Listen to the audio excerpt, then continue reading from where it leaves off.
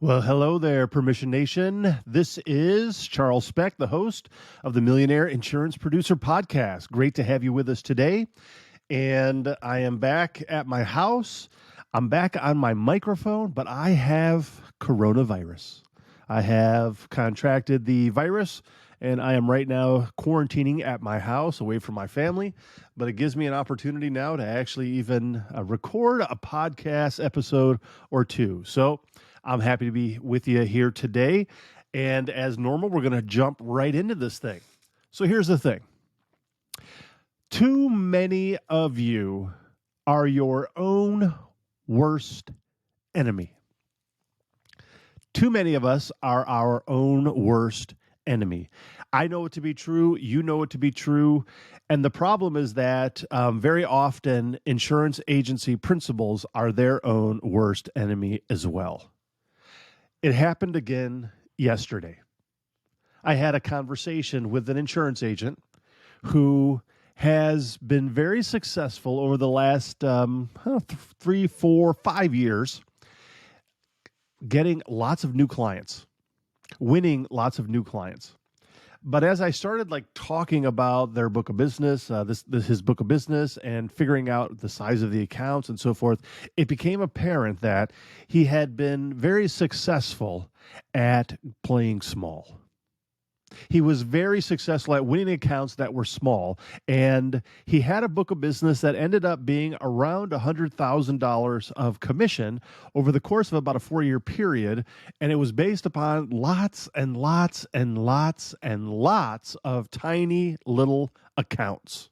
In fact, it was just several $100s per account.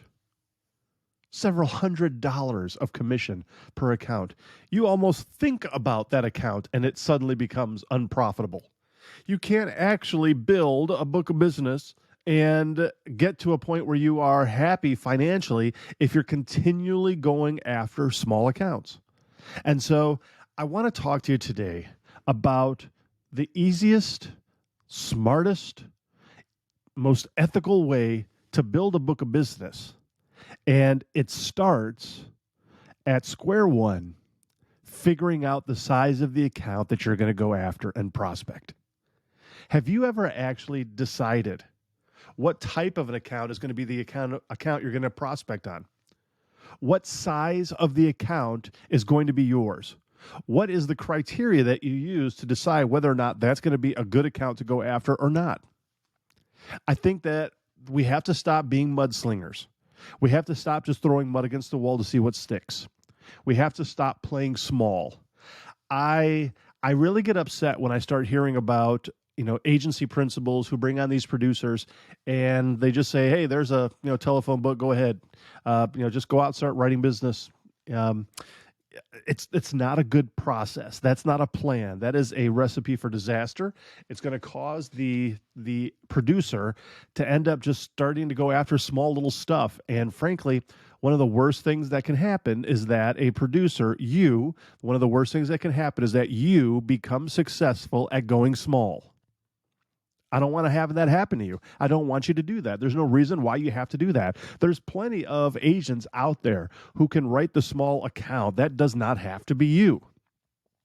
Now, you have to decide and determine what is the size of account you're going to go after. You get to decide what is small, what is big, what is a medium-sized account. You get to decide what you're going to sell, what geographic area you're going to sell in, all of that. The thing is that most agents don't actually stop and consider what type of an account they're going to prospect at and what size of account they're going to prospect on. So what about you? What size of account are you prospecting on right now? Are you winging it? If you are, please stop that. Look, there's a lot of things that I can say to insurance agents that help them become more successful. But there's not too many things that I can do to help anyone be successful if they're just going to continue to play small, period. And by playing small, I mean going after small accounts, period. I don't even know what else to tell you. I could sit here and talk for half an hour, and I'm probably going to do that, but I don't even know what else to say. Stop going after small accounts. Start going after bigger accounts. Everything gets better. Everything gets better when you start going after bigger accounts.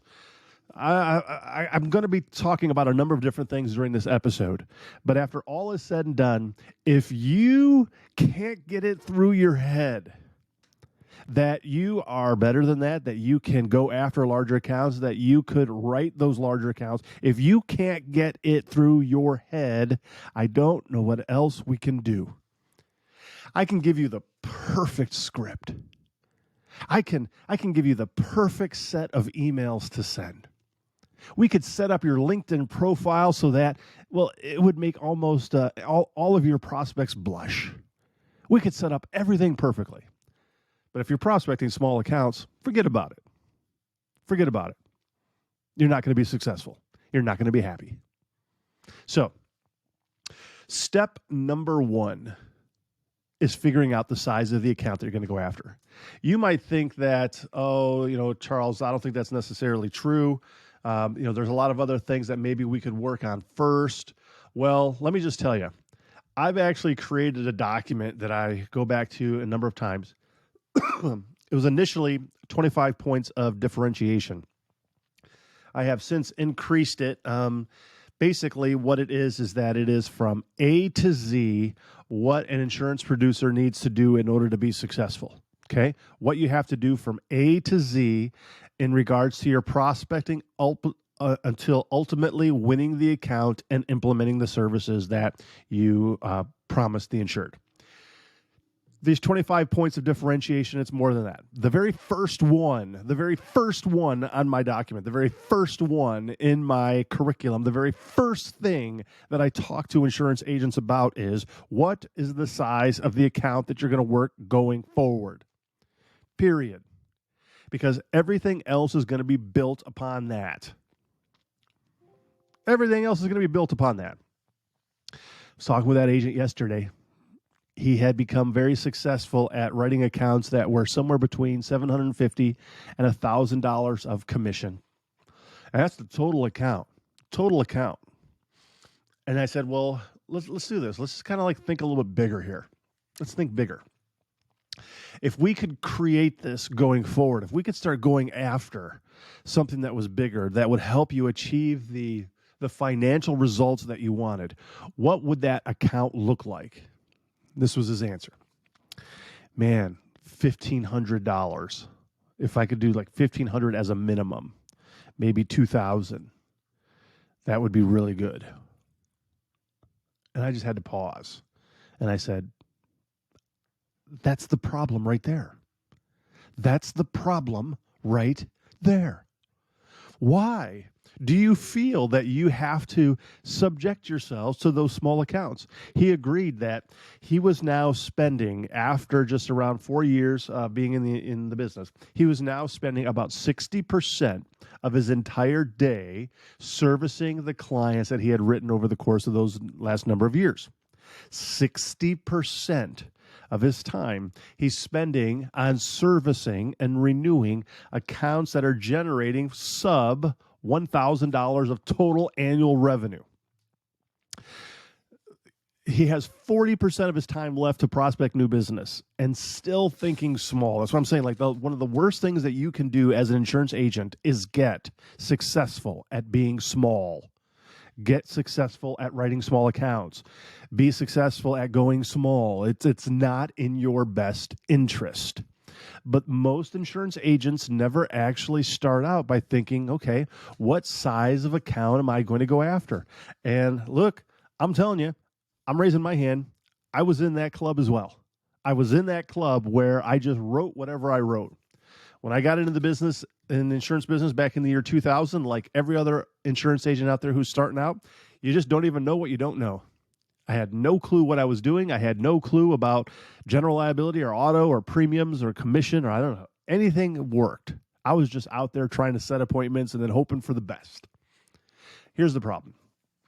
My agency did a bad job because they let me figure it out.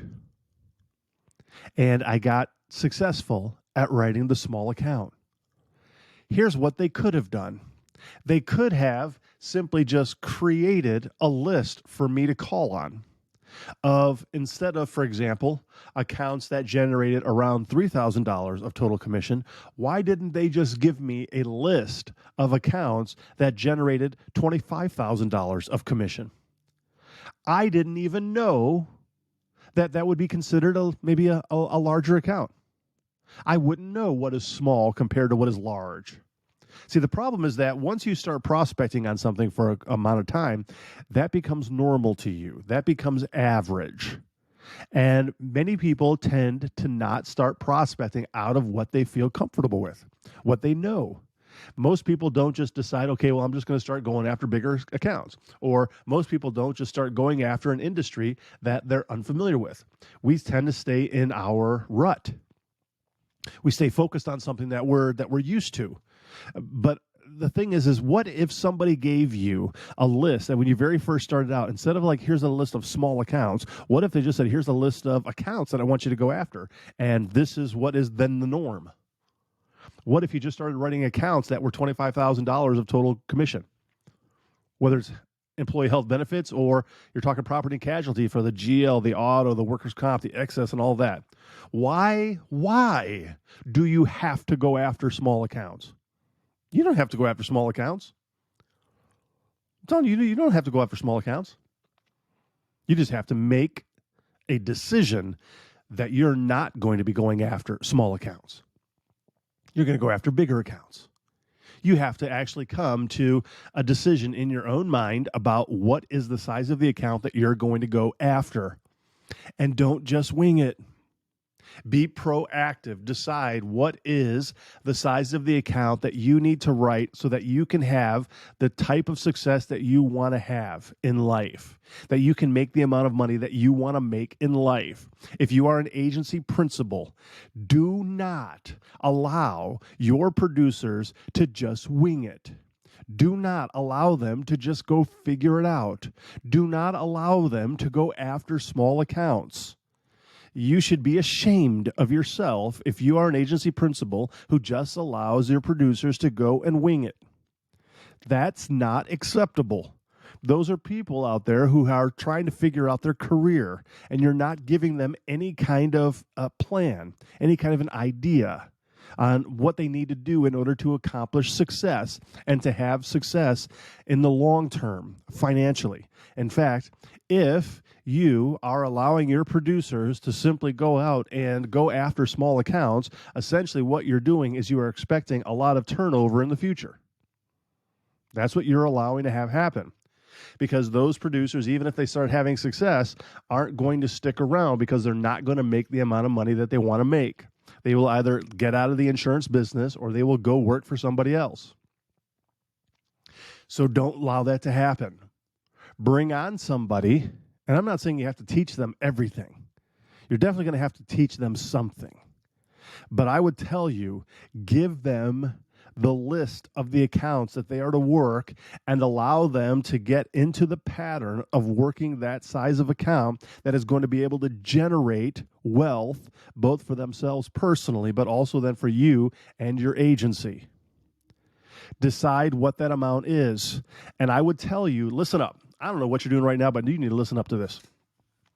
Whatever that number is, it better make you nervous. It better make you nervous. Whatever that number is, it better make you nervous. You better kind of get a feeling of, wow, that's definitely sort of outside of my comfort zone here. I'm not quite sure about that. That's probably the number you need to start shooting for. Because you don't have to write 50 accounts every month in order for it to be a successful month. That other agent that I was talking to, he was averaging around, I think he said something like 30 to 40 different new clients every single month. I thought, that's crazy. That's crazy. Why would you do that? You don't need 30 to 40 clients every single month. I mean, I guess you do if they're only going to be like $700 a commission. But if you're going after stuff that's $15,000 of commission, then 2 clients per month would be good. That would be okay. Everything gets better when you go after bigger accounts. Everything gets better when you go after bigger accounts. I'm telling you that this is probably one of the most important things that I deal with whenever I'm dealing with insurance agents. It is a mindset issue. It is something that each person needs to overcome themselves. I can talk until I am absolutely blue in the face. Listen to me. I can talk until I'm blue in the face. But unless somebody makes a decision that they're going to go after a certain size of account, I can't change you. I can't help you.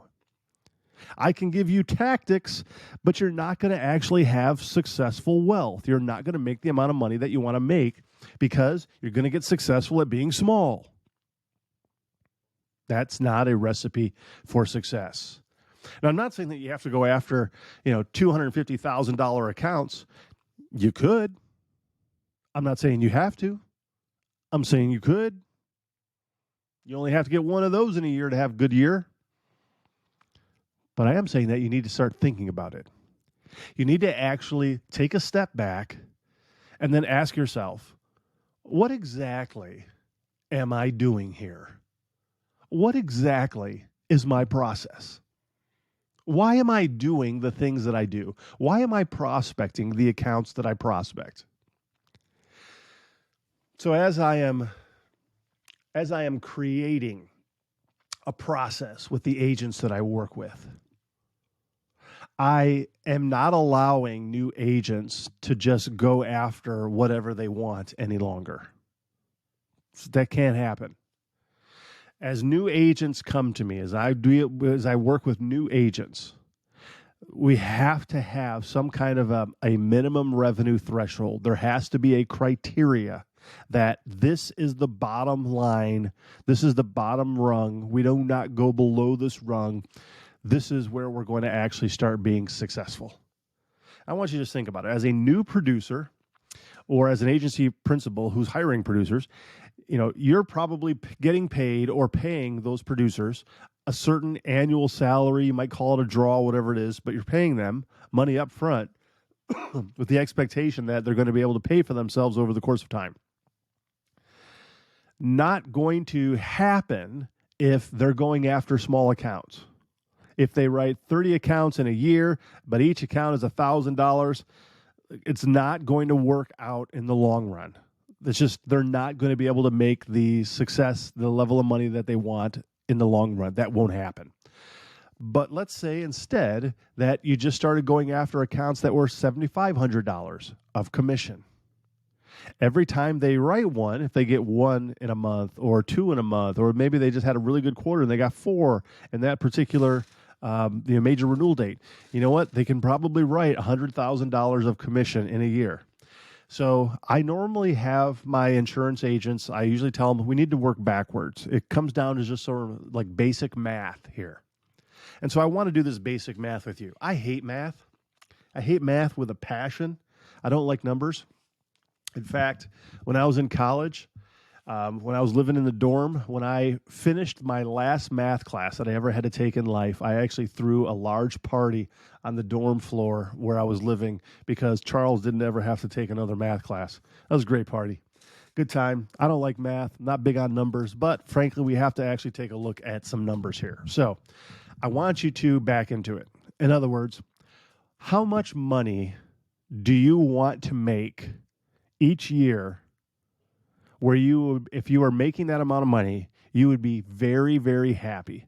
And it might be looking into the future 25 years from now, okay, if you're just starting out. Whatever it is, how much money? Do you want to be making $200,000 a year or $500,000 a year or maybe $75,000 a year? Like, you just have to come up with whatever your number is. And again, I'm not trying to say, like, if you're not going big, like you're not doing a good job. No, I mean, ultimately, in the insurance business, you get to build what you want to build. I don't like the fact, though, that you're just building it without even like taking a look at it or like having any kind of thought process behind it. You get to build whatever you want to build, okay? But you have to decide what that's going to be. If your commission split is 25%, you want to make $250,000 a year, then obviously you're going to need to have you're going to have a $1 million book of business based upon that renewal structure, right? So you're going to have to decide what that amount is going to be. Okay, we're doing some basic math here. Figure out how much you want to make per year. Now, then we have to figure out what that book of business is going to look like based upon the given percentage split that you're receiving, both from new as well as renewal. Okay? Whatever your new split is and your renewal split, that's also then going to dictate the kind of book of business that you want, which is going to ultimately dictate how much your money you're making in a year. Okay? So let's just think about it. You have to figure out what you want your book size to be. Okay, what do you feel your book is going to be? Well, that agent that I was talking to yesterday, been in the business for about 4 years. His book was $100,000. He already spent 60% of his time. Now he's focused on servicing. He can't even spend even half of his time going after new business. He is basically getting close to his ceiling. The ceiling is the point in which you can't write any more business because you are now servicing and renewing your current clients. That is going to be your ceiling. His ceiling, based upon how things were working out, was that he was going to be able to write maybe a book of business of about $150,000 to $170,000, and then he was done. That was it. That's what his ceiling was going to be. That was the trajectory he was on. Based on the size of accounts he was writing, he would eventually tap out what is called about $150,000. He would tap out at about $150,000 on a gross annual book of business because he just didn't have any more time. That's not acceptable. So you have to look into it in regards to the types of accounts you're going after. What size book of business do you want to have? Now, again, there's no one size fits all here, okay? Because a $500,000 book of business in Dubuque, Iowa is completely different than a $500,000 book of business in Los Angeles, California. It is 100%. And so you take into consideration the demographic of it. You take into consideration where you're living. You just have to decide what that book of business is going to be. Okay? You need to decide that. Now, whatever that size book of business is, you have to decide based now upon the types of accounts you're going after. Okay, maybe it's construction accounts. Maybe it's transportation accounts. Maybe you're going to be going after furniture stores, or you're going to be going after sanitation companies, whatever it is. The size book of business, we'll just call $1 million. Let's say it was $1 million. Now, the size of the accounts, or rather even the industry of the accounts that you're going after, how many of those do you think that you could handle in your book of business to the point in which, like, you're sort of done? Now, again, there's no one size fits all here. Each number is different. But I would say that if you were, for example, going after accounts that were, $20,000 of revenue, 50 clients then is going to put you at that $1 million book of business. You have 50 clients at $20,000 of revenue each. It's going to put you at $1 million book of business, if my math is correct. And so that's the number. And if those 50 clients are in an industry that is very service intensive, you're going to be hitting your ceiling very quickly. If you're going after accounts that, for example, are, like self-storage, where there's just really no service on them whatsoever, well, you can probably write a whole lot more than that because you just don't really have a lot of service. So every industry is different. Again, you decide how much money you want to make. You then decide, based upon that, what does my book of business need to be? Based upon that book of business, that size, $1 million here in this example, the size of the accounts is going to be something I have to figure out. The number of accounts is something that I have to decide on how many I'm going to have until I eventually achieve that level. Okay? Now, I sometimes say that it's like putting not necessarily the cart before the horse, is that we are building the cart at the same time we're shopping for horses. Okay? We're not putting the cart before the horse. We are building the cart at the same time we're shopping for horses. Okay? We're building it all together. We're trying to figure it out what it's going to look like. So you can decide the types of accounts you want to go after. Again, those types of accounts might change over the course of time. You might start out in construction and decide, you know what, over the course of time, I like manufacturing a lot better. Or I like going after jet propulsion companies. I was talking to an agent a number of months back, and he wanted to go after rocket launching companies. Wow, that's an interesting niche. Rocket launching companies. Not too many of those out there. You only had to write a couple to make it successful. That was his thought.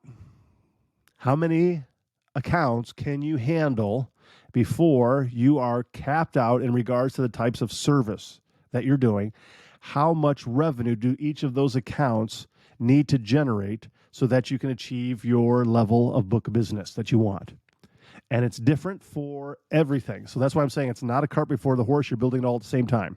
You kind of have to decide a little bit of this, decide a little bit of that. It's based upon your geographic area. Again, Des Moines, Iowa is different than Los Angeles. It's different than New York. It's different than Miami. It's different than Chicago. If you're in South Dakota, your geographic area is just going to be different. So wherever you're prospecting at, you have to take into consideration all of that. So you have to decide, what types of accounts am I going to go after? What size gross annual revenue of the account will I be able to write in that particular industry, in the geographic territory that I am willing to prospect in? How many accounts could I possibly write? How many are there even available? How many could I write so that I could achieve the book of business that I want for myself? Those are the basic questions that you have to start deciding an answer to and go after that type of an account to eventually build what you want to build. It wouldn't make any sense to start building a house, for example, and just start grabbing a little bit of this over here, and oh, there's a piece of wood over there, I guess I'll grab that, and I'll hammer some of this, and I'll just throw some glue over here, and you just start throwing stuff together and say, that's a house. No, that's a mess. That's what you got. You got a mess because there was no plan. Well, that's what most insurance agents are building. Unfortunately, they're just building one big old hot mess because there's no actual plan here trying to help them figure out what exactly it is we're trying to accomplish. If nothing else, what I want you to take away from this episode is that I want you to plan what your career is going to look like. I want you to plan what your book of business is going to look like. I don't want you to be an amateur. I don't want you to wing it. I don't want you to just, get successful at being small, because you're not going to be successful.